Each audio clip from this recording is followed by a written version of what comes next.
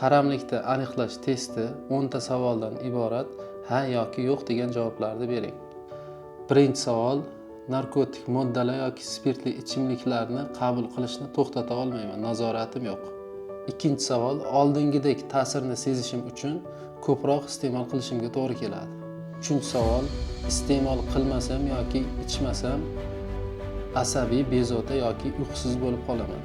To'rtinchi savol: faqat ozroq qilaman deb boshlab, oxir-oqibat ko'proq qilib yuboraman.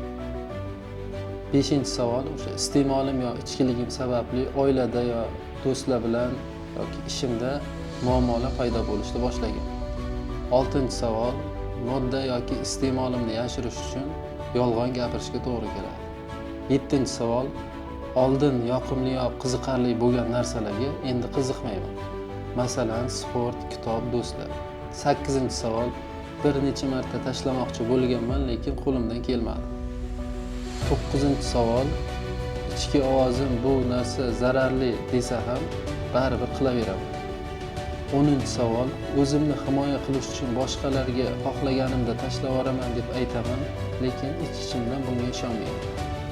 Endi natijalar.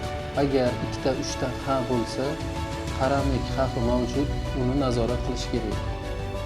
Agar 4 ta 6 ta ha javob bo'lsa, qaramlik shakllanganini ko'rsatadi.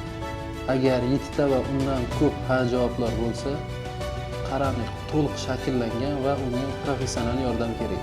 Agar sizga yoki yaqinlaringizga qaramlikdan chiqish uchun professional yordam kerak bo'lsa, menga murojaat qiling. Barchasi anonimlik.